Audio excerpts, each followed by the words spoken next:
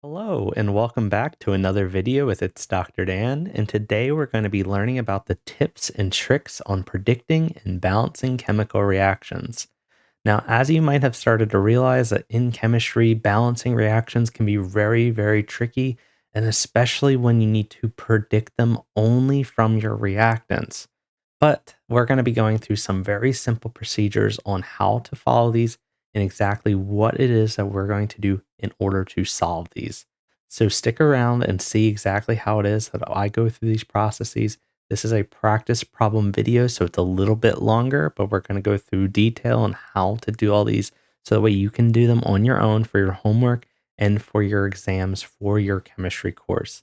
Okay, so thank you so much for stopping by, and let's take a look at those different tips and tricks.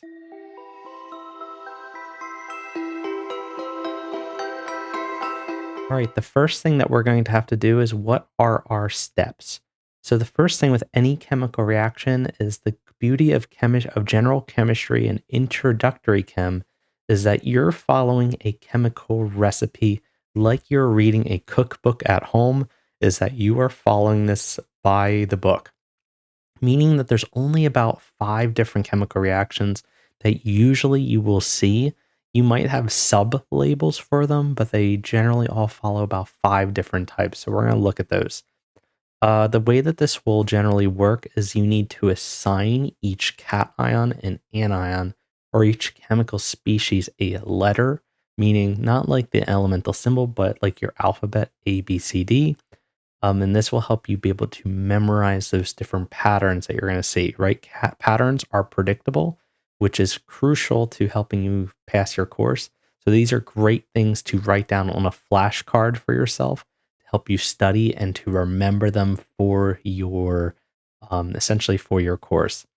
When you predict products from scratch, you need to make sure for step 2 is that you drop them if they are ionic, meaning you need to make sure that the charges are balanced. Same thing applies for covalent species as well, as you need to make sure that all of your bonding trends are followed.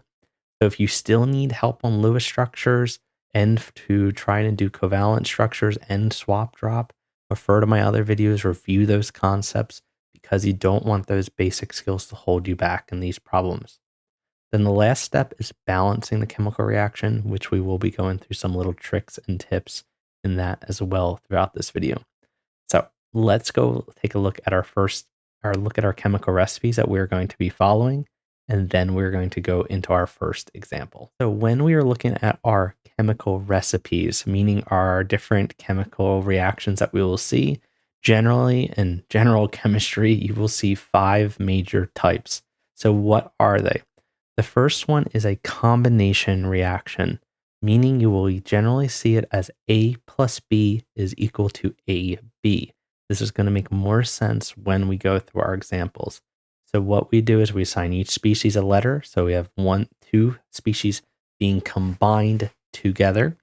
You have decomposition, which is AB is leading to A plus B. You have single replacement, which is A plus BC leads to AC plus B. Double replacement or displacement is AB plus CD, and notice how each swap with each other or trade places, which is AD plus CB. And then you have our combustion reaction, which kind of doesn't really follow any letters, but it does always have the same products and the same major ingredients, where we have a hydrocarbon combined with oxygen gas to make CO2 and water. So these are our 5 types. So what we're going to do is we're going to identify our reaction to help us predict. We will go through our swap drop, and then we will go through our balancing act in order to do these. So stick around and let's go through all those different examples together. Okay, so in our first reaction that we are going to be practicing, we have H2 plus O2 gas. So how exactly are we going to do this? Well, the general idea is we need to assign letters to each our species, so that way we can determine which recipe we have. So on our first element, we have hydrogen, right? So hydrogen is an element by itself. So what we are going to do is we are going to label this the letter A because it's the only element here.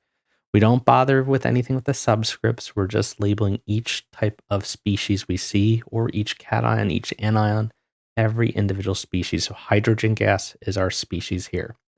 On our next letter, right, we see that we have oxygen.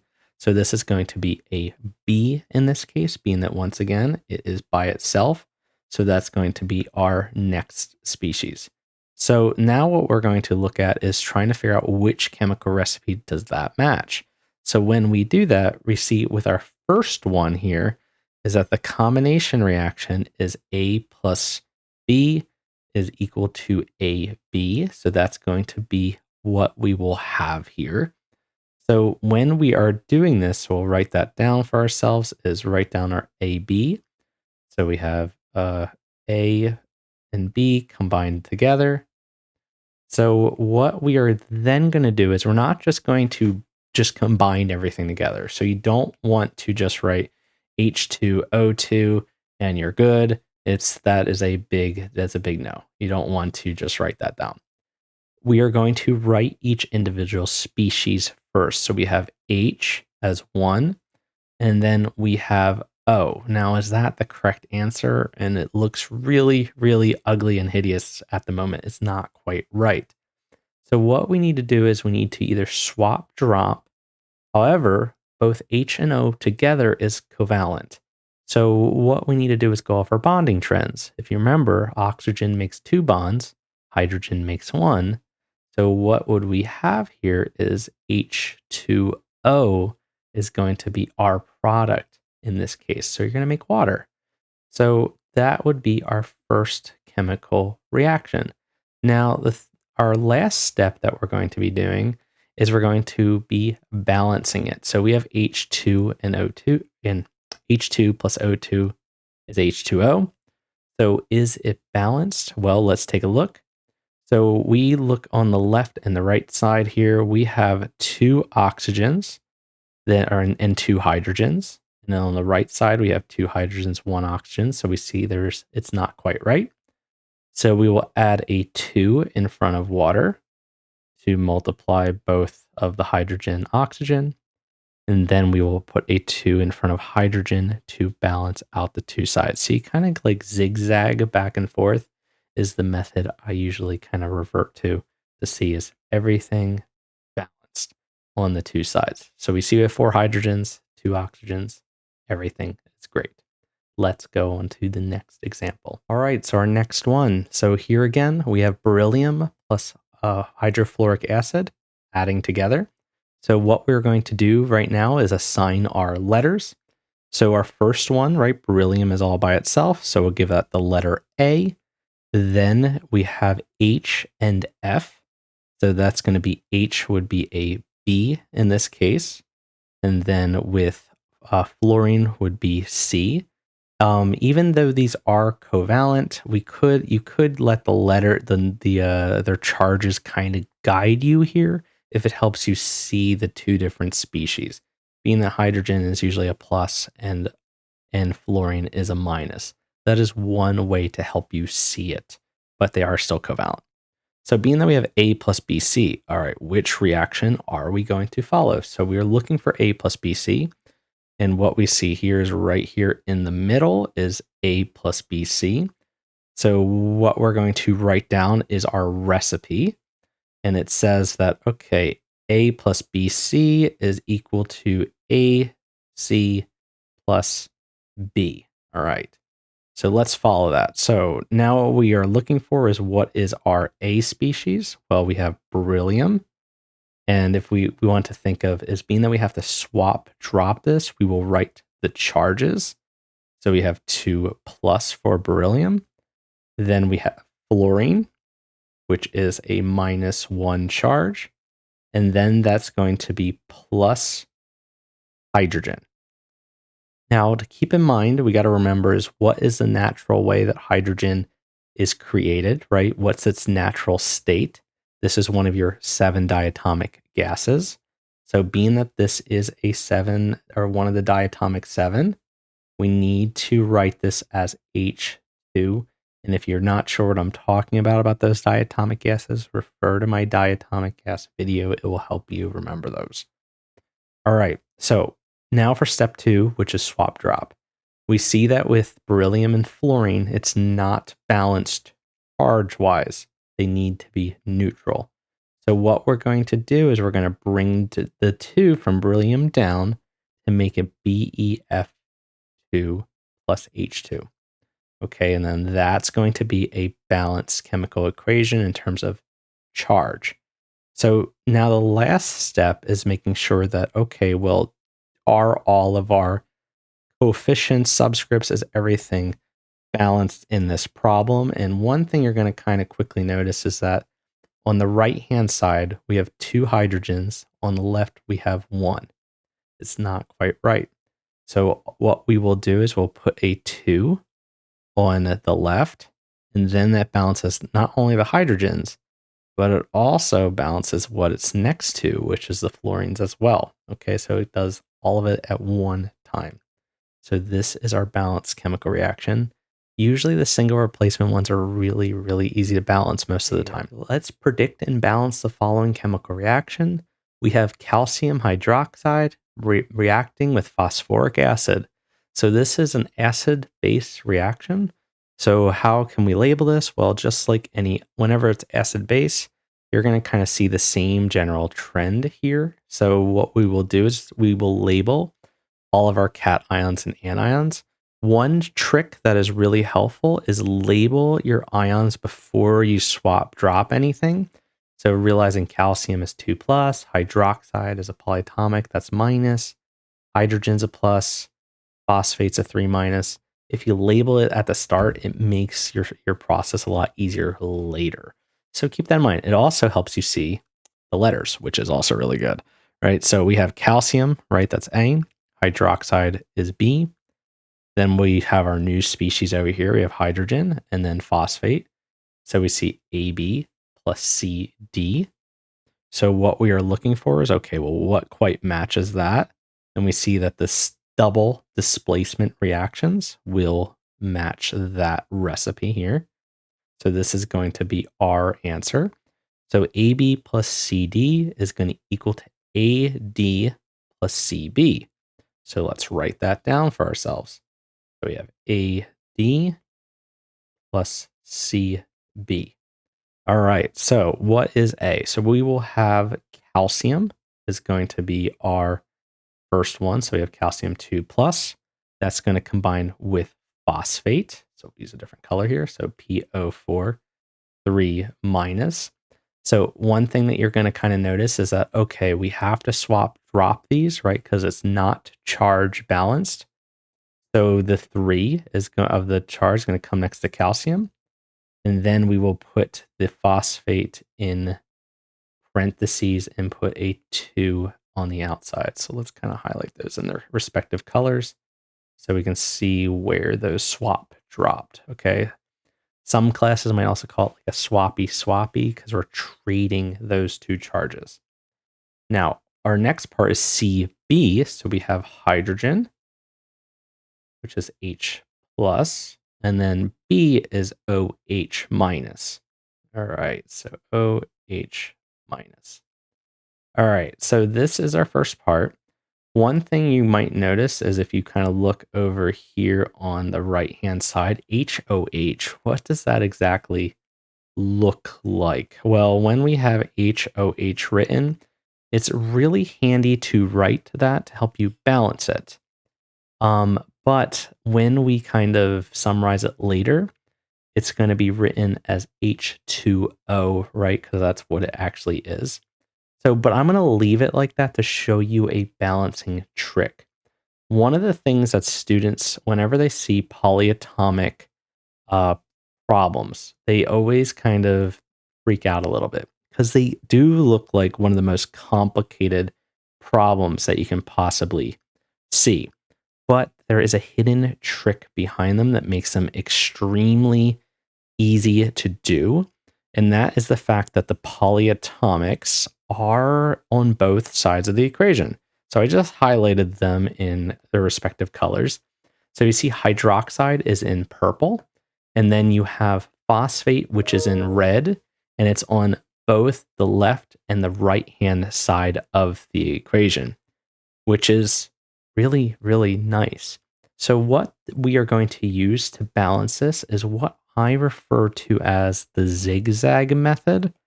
I don't know if anyone's named this one, but this is how I name it. And it's all about going back and forth to balance. So with the zigzag method, what we're going to first start with is we're going to start with the phosphates in this case.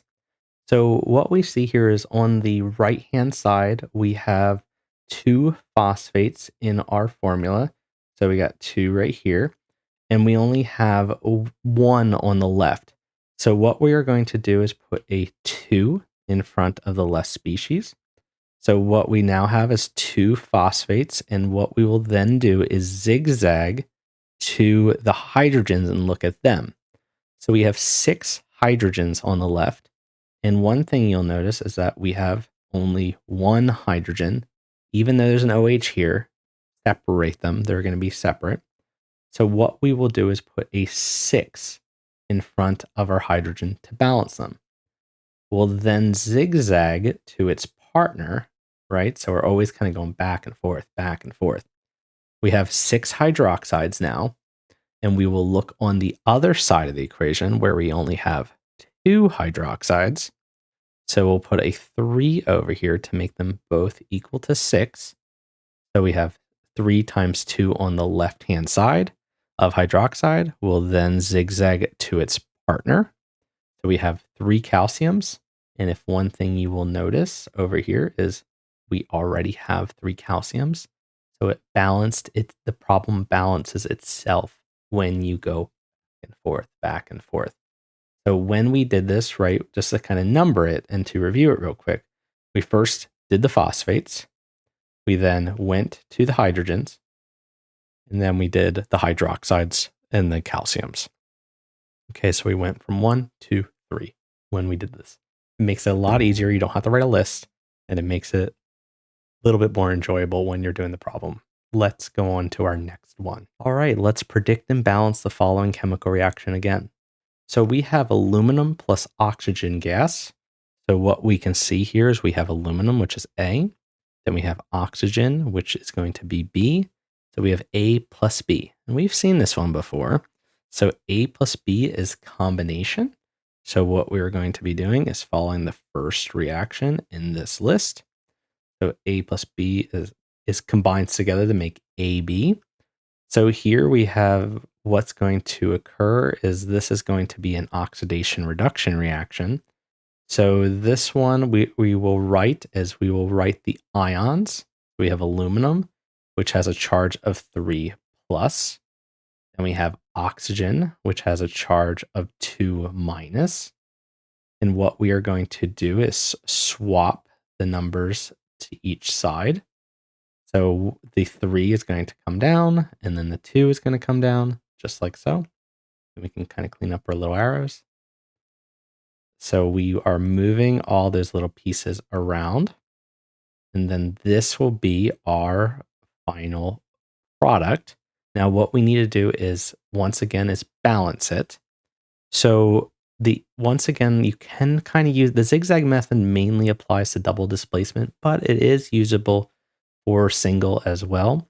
One of the things that I always try to keep in mind too is if you have species by themselves. So notice how we have aluminum by itself, oxygen. If you have a really complicated problem, leave them for last to balance because it's only going to make your life a little bit easier. So leave lonely elements. The other tip that I would really recommend as well is you want to even the odds. So one thing here is that you're going to notice is that I have 3 oxygens on the right, 2 on the left. So what you want to do is find what the least common multiple of the 2 are. So 3 times 2 is 6, which will make it an even number. So if I were to do that, where I even the odds, I have a total of 6 oxygens on the left, 6 oxygens on the right, therefore making it even, right? And which is one of the ultimate goals. Now, by doing so, you can now see I have 4 aluminums on the right-hand side.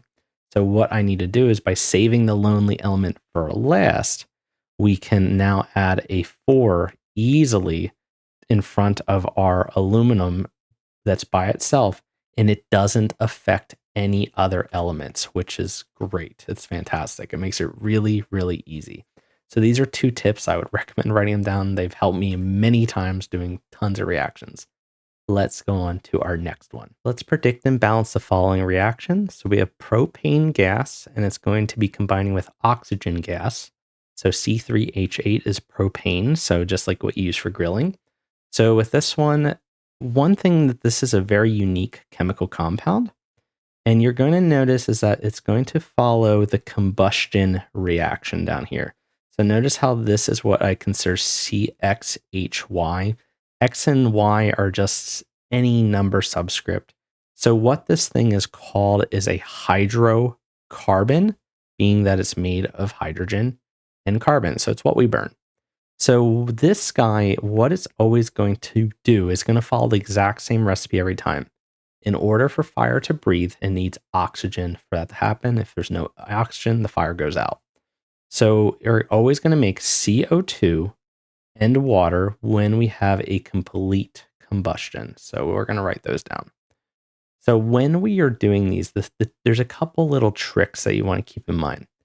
I always recommend start with carbon. Okay. And the other thing to keep in mind is don't be afraid to double your hydrocarbon if you need it to. So it depends on it depends on how complicated it is. The bigger it is, the likely you might have to put a 2 in front of it.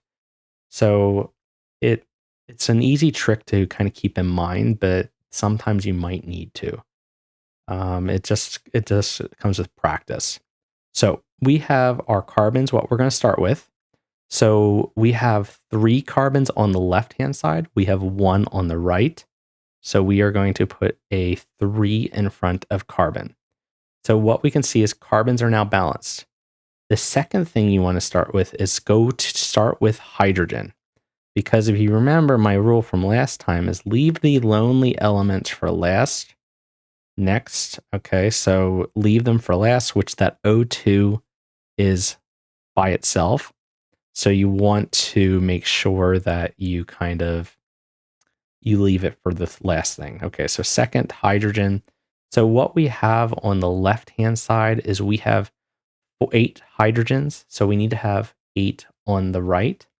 So what we are going to do is balance that by putting a 4 in front of this hydrogen.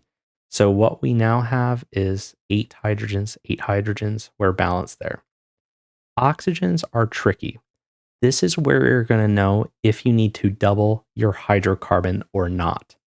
Because oxygen is coming from 3 different places. So one thing you're going to notice is we have not 3 different places, well, it's 2 places on the product. So we have 3 times 2 and then 4 times 1 on the right-hand side. So you have 6 plus 4. So there's 10 oxygens. If this number is odd, then you need to double your hydrocarbon. If it is even, you're fine. You don't need to go any farther. So it's even in this case. So what we need to do is put a 5 in front of our O2 to make total 10 carbons on the left. We now have a balanced combustion problem. So if oxygen is odd, you will have to double your hydrocarbon by putting a 2 in front of it. Let's predict and balance the following problem. So we have MgCO3, and it says that it's going to be heated and it's going to yield this following product. So whenever we have the triangle that's above our arrow, that's referring to heat. So all of our favorite using heat and thermochemistry. So when this occurs, what are we looking at? Well, we have Mg, right? If you can remember, that's one of our ionic species. So that's going to be 2 plus. Then carbonate, which is a polyatomic, is 2 minus. So that means you are going to have A and B as your 2 different species. So one thing that you might be able to see is that for decomposition, it's AB leads to A plus B. So we're going to be following this second reaction. So we're going to be making A and B. Now, one thing about these is you need to kind of be careful how you are separating them, It depends on really what compound you have. Sometimes it doesn't separate evenly. It depends on the structure. So CO3 is a very common gas evolution product. And this is in another video of mine where it goes over the 4 major ones.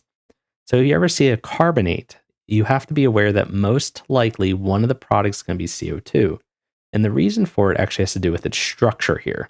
So I have MgCO3 here. So this is what I showed earlier. So Mg and then CO3. And what's going to happen when this guy gets heated up and decomposes is the molecule is going to separate into its 2 pieces, just like this. And what we're going to have is it's going to rearrange itself into its linear geometry for CO2, and then we'll have MgO on the right. So when we write this, we have MgO, and one thing you'll notice is that it's 2 plus, 2 minus, so it's actually very happy in terms of charges. And then the other species is CO2, so it's no longer ionic. It's no longer part of this ionic species. It's now a covalent gas. So as it's changing. So not only do we have a solid that's forming, but we also have a gas that's being generated in the problem as well, which is kind of pretty cool. Now, the biggest thing about these is just making sure everything's swap dropped okay, and it's actually already balanced, so we don't have to do anything at all with this particular reaction, which is very, very nice for us. So this is the big thing when we're looking at all these. So when you are predicting and trying all these different things, try to remember some of these little tips and tricks. And to keep in mind is follow your recipe, swap drop when needed, balance your chemical reaction, and you will be fine. The big issue, though, if you are still watching this, for anyone that's watching on YouTube or in class, you need to practice your chemical reactions as much as possible in order to get comfortable with swap dropping, with balancing, with ionic naming, with balancing. It brings together all of your skills you've learned until this point. And it can be overwhelming at first, but if you keep practicing, do optional problems in your textbook, do problems in your homework, you will master it and overcome it. You can do this. I believe in you. And if you need any extra help, please comment below and let me know. And please hit that like and subscribe button if you're just a viewer. And thank you all so much for watching. All right, I will see you all later.